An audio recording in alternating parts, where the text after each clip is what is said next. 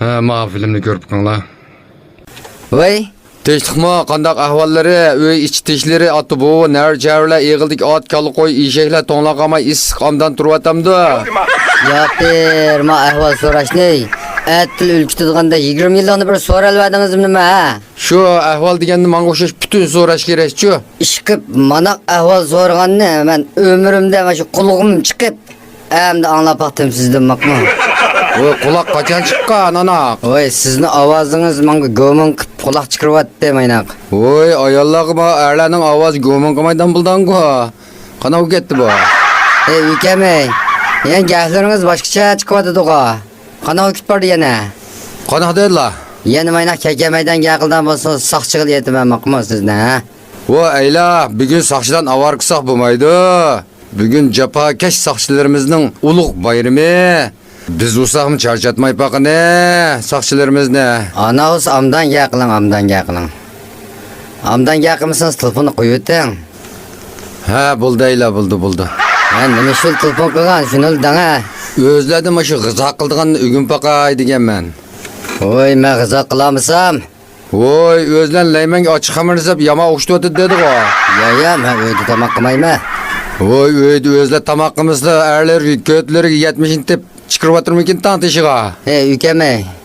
Ma yaqinladma doktorxonaga berib, o'zingni bir tekshirib baqdingmi? Mening bizam izim yo'q doktorxonaga berib tekshirtganim. Qana deylar? Sizning mush miyingiz chataqmikin deb qiyoq qavatman men. Bu miyingizni bir tekshirib baqsangiz bo'lamdi ukam. Erlan ovozini shu miyingiz ayollarning ovozidek anlatib qo'yamdim men sizga. Voy, anaga emas-ku. Sarmaylamning ovozida chiqyapti menga mushtabda. O'zlar sarmaylam tursizlar. Hey, men dapir baqa sen zot nalik. Dapir baqa. Nalik sen. Ha, men namko'llik. Hey, na o namko'l degan.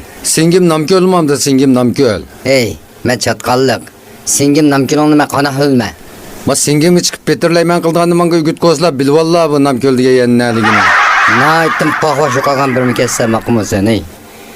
Na aytdim paxosh o'qigan bir mukassa. Sarmayla, bu tillashmay paranglashpaqina, amdan paranglashpaqina. Qana o'qigan bir dapadikin tansanga mashin numarimni. Qana o'qigan bir dapadikin tang. Tilmayni ayla, tilmayni. Hey, tilmay qana qilmay git o'zin bo'lsa. Yo'qa, bir akshin eldab o'tasang, tilmay qana qilma. Yenim bo'lsang urma tag'asini. Ana o'z yillar bir paqami ayla. Hey, paxosh yotgan teshi. Men davatma El dahl tursango. Men akshi anaqama. El demay baqa. Hey ayla, ayol kishini akidab o'tirmanman de.